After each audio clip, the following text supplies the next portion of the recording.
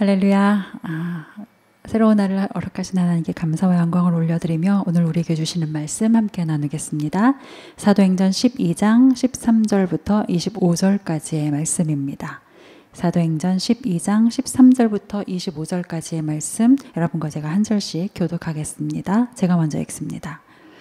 베드로가 대문을 두드린데 로데라 하는 여자아이가 영접하러 나왔다가 베드로의 음성인 줄 알고 기뻐하여 문을 미처 열지 못하고 달려들어가 말하되 베드로가 대문 밖에 섰더라 하니 그들이 말하되 내가 미쳤다 하나 여자아이는 힘써 말하되 참말이라 하니 그들이 말하되 그러면 그의 천사라 하더라. 베드로가 문 두드리기를 그치지 아니하니 그들이 문을 열어 베드로를 보고 놀라는지라. 베드로가 그들에게 손짓하여 조용하게 하고 주께서 자기를 이끌어 옥에서 나오게 하던 일을 말하고 또 야고보와 형제들에게 이 말을 전하라 하고 떠나 다른 곳으로 가니라. 나리샘의 군인들은 베드로가 어떻게 되었는지 알지 못하여 적지 않게 소동하니 헤롯이 그를 찾아도 보지 못하매 바수꾼들을 신문하고 죽이라 명하니라. 헤롯이 유대를 떠나 가이사랴로 내려가서 머무니라. 헤롯이 두로와 시돈 사람들을 대단히 노여워하니 그들의 지방이 왕국에서 나는 양식을 먹는 까닭에 한 마음으로 그에게 나와 왕의 침소 맡은 신하 블라스도를 설득하여 화목하기를 청한지라. 헤롯이 나를 택하여 왕복을 입고 단상에 앉아 백성에게 연설하니 백성들이 크게 부르되 이것은 신의 소리요 사람의 소리가 아니라 하거늘 헤롯이 영광을 하나님께 돌리지 아니하므로 주의 사자가 고치니 벌레에게 먹혀 죽으니라. 하나님의 말씀은 흥왕하여 더하더라. 바울과 사울이 부조하는 일을 마치고 마가라 하는 요한을 데리고 예루살렘에서 돌아오니라. 어제 나눈 말씀 여러분 기억해 보실 수 있길 바랍니다. 헤롯 아그리파 1세가 교회를 핍박함으로 사도 야고보가 순교를 하게 되고 또 유대인들이 이 일을 기뻐하는 것을 보면서 헤롯은 그 핍박을 멈추지 않고 이제 급기어 베드로까지 잡아들이죠. 그는 철저하게 계산하여서 무교절 기간에 베드로를 잡아들입니다. 많은 유대인들 앞에서 베드로를 죽임으로 유대 지도자들의 환심을 사고자 했었던 것이죠. 문제는 유대인들은 유월절 기간에 재판이나 특히 사형 집행과 같은 것을 금기시한다라는 거예요. 그래서 헤롯은 베드로를 유월절 후에 해하려고 감옥에 일단 가둡니다. 두 군인 틈에서 이제 두 쇠사슬에 묶여서 옥에 가두고 문 밖에는 파수꾼까지 두는 아주 철저한 지킴을 합니다. 치밀하게 계획하고 철저히 준비합니다. 그러나 하나님 앞에서는 이 모든 것이 무용지물이 되었습니다. 사람이 일을 계획할지라도 그 일을 행하시는 분은 하나님이시기 때문이죠. 하나님은 간악한 계략과 또 무자비한 권세를 파하해 버리십니다. 묶여있고 또 잡혀있고 갇혀있는 베드로를 옥에서 꺼내어서 자유케 하시죠. 당사자인 베드로는 이 기적이 너무도 믿기지 않을 만큼 큰 것이어서 자신이 꿈을 꾸고 있는 것인가 착각을 하고 환상을 보고 있는 줄로 생각할 정도였습니다. 그런 그는 곧 이 기적을 행하신 분이 하나님이시라는 것을 알게 되고 하나님께는 불가능한 것이 없음을 깨닫게 되죠. 하나님께는 오직 가능만 있습니다. 여러분 이것을 신뢰하면서 사실 수 있기를 소망합니다. 이렇게 자유의 몸이 된 베드로는 지체하지 않고 어디로 갑니까? 공동체에게로 가죠. 마가라 하는 요한의 어머니 마리아의 집으로 갑니다. 그곳에서 베드로는 여러 사람이 모여 기도하고 있는 것을 보게 되죠.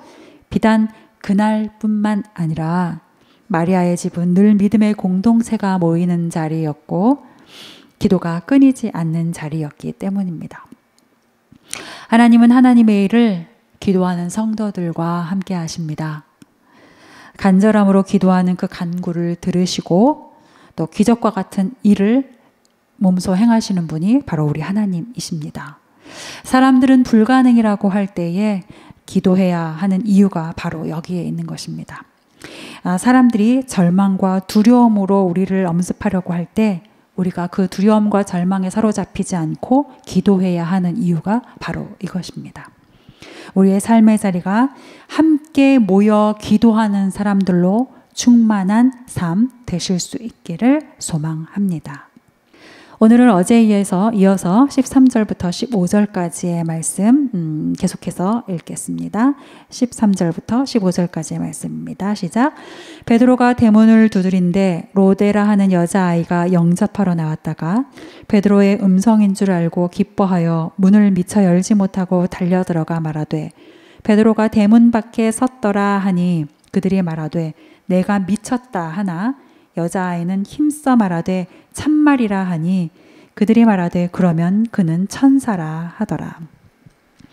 하나님이 행하신 그 기적으로 옥에서 나온 베드로가 마가라 하는 요한의 어머니 마리아의 집에 이릅니다.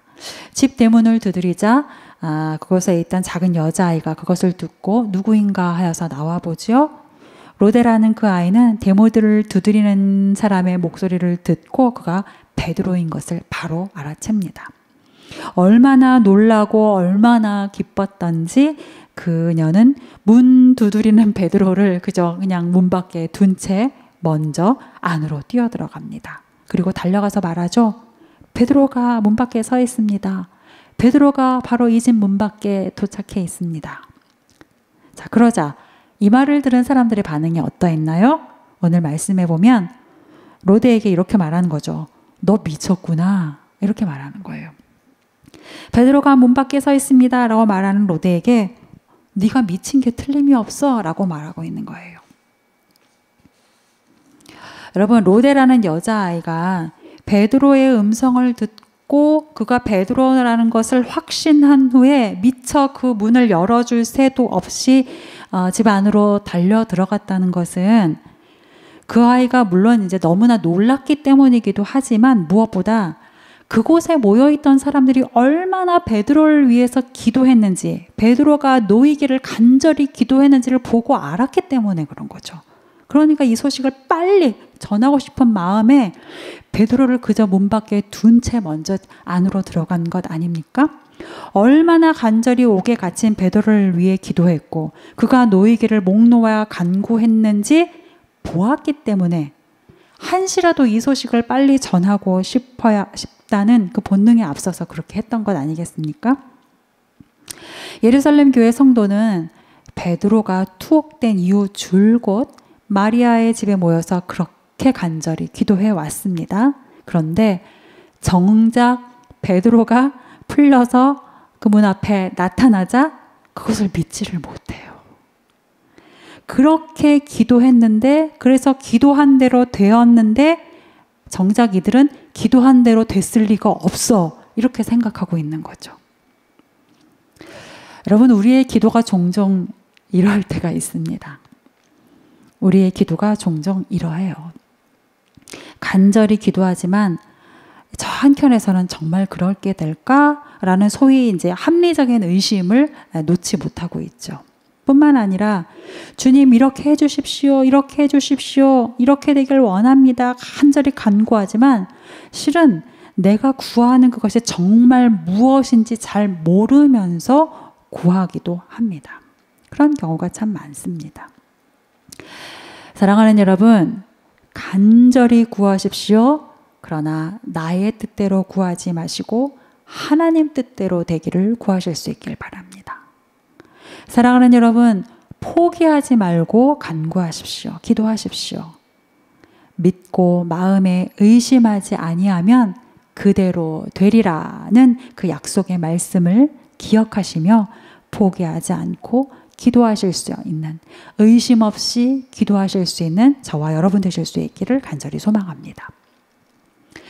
로데라는 여자아이가 베드로가 와 있노라 하고 거듭 힘써 말하자 사람들이 이번에는 그건 베드로가 아니라 천사다라고 말해요. 여전히 믿지 않고 있는 거죠.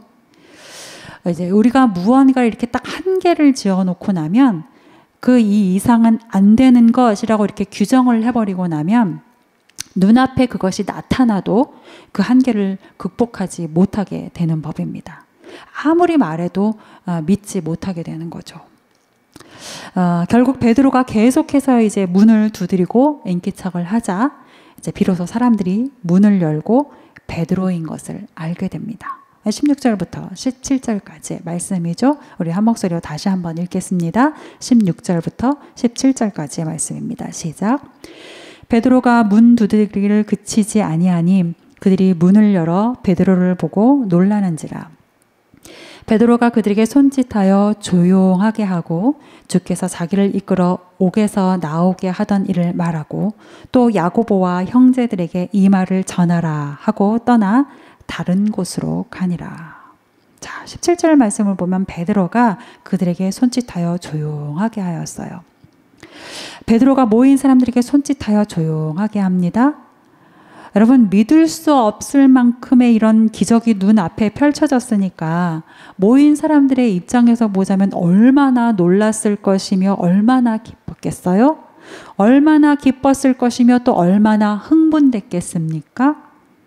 어떻게 된 것이냐라고 묻는 사람도 있었을 것이고 당신이 정말 맞냐라고 확인하는 사람도 있었을 것이고 아마 분위기가 정말 한껏 고조되었을 것입니다.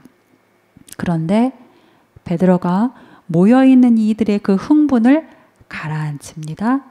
그리고 조용히 가라앉힌 후에 자신이 풀려나게 된 일들을 이제 담담하게 설명을 해요. 얼핏 보면 이 상황은 흥분을 즐겨도 될 만한 상황으로 보이는데 그럼에도 불구하고 베드로는 불어 손짓을 하면서 분위기를 다독이죠. 이렇게 베드로가 분위기를 다독이는 것은 몇 가지의 이유가 있는 것으로 보입니다. 첫 번째, 이 기적은 나 베드로 그의 능력이 아닌 하나님께서 하신 일이기 때문이고 두 번째, 나는 하나님의 그 은혜로, 그 기적적인 은혜로 풀려났으나 나와는 다르게 죽음을 맞이한 이가 있잖아요. 앞서서 나와는 다르게 비슷한 그 상황 속에서 핍박의 상황 속에서 죽음을 맞이하니 바로 야고보가 있기 때문이죠. 혹자는 묻습니다. 베드로는 풀려났는데 왜 똑같은 사도인 야고보는 죽어야만 했단 것이냐고. 우리는 알지 못해요. 왜냐하면 성경이 그 이유를 우리에게 자세하게 설명해 주고 있지 않기 때문이죠. 우리는 정확하게 그 이유를 알지는 못하지만 단 하나, 여러분 그릇을 어떻게 만들어서 어떻게 쓸 것인가는 토기장이의 권한 안에 있다라는 것입니다. 그리고 토기장이신 하나님은 선하신 하나님이시기 때문에 선하신 하나님의 그 뜻에 따라서 그 그릇을 사용하신다라는 거예요. 우리로서는 하나님의 그 기쁘신 뜻을 다 알 수 없습니다. 그렇기 때문에 우리는 종종 우리 눈에 보여지는 대로 쉽게 판단하게 되고 쉽게 결론 내리게 됩니다. 그러나 그렇게 우리의 눈에 보여지는 대로 쉽게 판단할 것이 아니라 하나님의 뜻에 합당하게 쓰여졌느냐 이것으로 감사하고 이것 때문에 하나님 앞에 영광 돌릴 수 있는 삶이어야 될 줄로 믿습니다. 오늘 하루 하나님의 뜻에 합당하게 쓰임받는 저와 여러분이 되실 수 있기를 축복합니다. 여러분 세상의 기준으로 판단하지 마십시오. 하나님의 뜻은 깊고 완전하여서 우리로서는 측량할 수 없는 그 깊이의 은혜가 준비되어져 있고 그 은혜로 행하실 때가 참 많습니다. 오직 선하신 하나님을 신뢰하실 수 있기를 간절히 소망합니다. 베드로가 흥분을 가라앉히면서 조용히 다독이는 또 다른 이유, 세 번째 이유가 있습니다. 자, 놀라운 방법으로 행하신 하나님의 이 기적. 하나님의 이 기적은 단지 경험하라고 주신 것이 아니라 그 기적을 경험한 자다운 이후의 삶을 살아내라고 주신 것이라는 것을 알았기 때문이죠. 간혹 기적과 같은 일을 경험하면 그 후에 목이 곧아지는 분들이 있습니다. 그것이 나의 자랑거리가 되는 경우들이 있습니다. 그러나 여러분, 기적보다 중요한 것은 기적을 경험한 자다운 그 삶이고 그 기적을 통해서 주시는 사명에 따라 사는 삶입니다. 베드로가 17절의 그 뒷부분의 말씀을 보면 옥에서 나오게 된 일을 담담히 말하고 사람들에게 부탁을 해요. 부탁하는 내용인즉슨 야고보, 여기서의 야고보는 순교자 야고보가 아니라 예수님의 동생 야고보죠. 야고보와 형제들, 믿음의 형제들에게 이 말, 내가 어떻게 풀려났고 하나님께서 어떻게 행하셨는지 이 말을 전해달라고 부탁을 합니다. 그리고 자신의 이 기적적인 경험이 동역자와 형제들에게 힘이 되어줄 수 있기를 바라는 그 마음을 담아서 부탁을 하죠. 또 이 말을 한 후에 조용히 다른 곳으로 떠나요. 자기가 풀려났으니 헤롯의 무리들이 어떻게 할까요? 남아있는 베드로와 연관되어져 있는 사람들을 찾아다니지 않겠습니까? 베드로가 어디 있는가 하여. 그러니까 헤롯의 무리들이 이곳에 들이닥칠 수 있을 것이고 그러면 교회에 더 큰 어려움이 생길 수 있기 때문에 이것을 우려하여서 조용히 먼 곳으로 떠나게 됩니다. 기적의 참 의미를 아는 사람은 겸손합니다. 그리고 기적의 참 의미를 아는 사람은 공동체를 보호합니다. 기적의 참 의미를 아는 사람은 하나님의 뜻이 이루어지기만을 소망합니다. 저와 여러분이 기적을 넘어서 기적을 경험한 자다운 삶, 그 기적이 가르쳐주는 사명에 충실한 삶 살아내실 수 있기를 간절히 소망합니다. 한편 베드로가 사라진 감옥은 소동이 일어납니다. 그리고 이를 알게 된 헤롯은 이 일에 대한 책임을 물어서 간수들, 파수꾼들을 무참히 죽이죠. 그리고 19절 후반부에 보면 유대를 떠나 가이사랴로 내려가서 머뭅니다. 유대를 떠나 가이사랴로 내려갔다. 헤롯이 처음에 왜 유대로 왔나요? 헤롯은 유대 지도자들의 환심을 사려고 유대에 왔었어요. 그런데 교회를 핍박하고 야고보를 죽이고 베드로를 투옥하고 하는 이 모든 무참한 과정들 속에서 이제 베드로가 사라지고 나니 그가 세웠던 계획에 차질이 생기게 되는 것이죠. 더 이상 이곳에 이제 미련을 두지 않고 유대를 떠납니다. 그리고 가이사랴로 내려가요. 가이사랴는 황제를 위한 도시죠. 처음에는 유대의 환심을 사려고 왔다가 그것이 여의치 않자 이제는 황제의 도시로 내려가는 헤롯. 여러분, 세상에 이런 법입니다. 목적을 따라 사람을 이용하는 게 세상의 법이고요. 나의 유익을 위해 우선순위가 세워지는 곳이 바로 세상입니다. 사랑하는 위더처치 공동체 여러분, 그리고 온라인으로 함께하는 여러분, 세상의 방법에 미혹되지 마시고 세상의 방식 때문에 절망하지 마시길 바랍니다.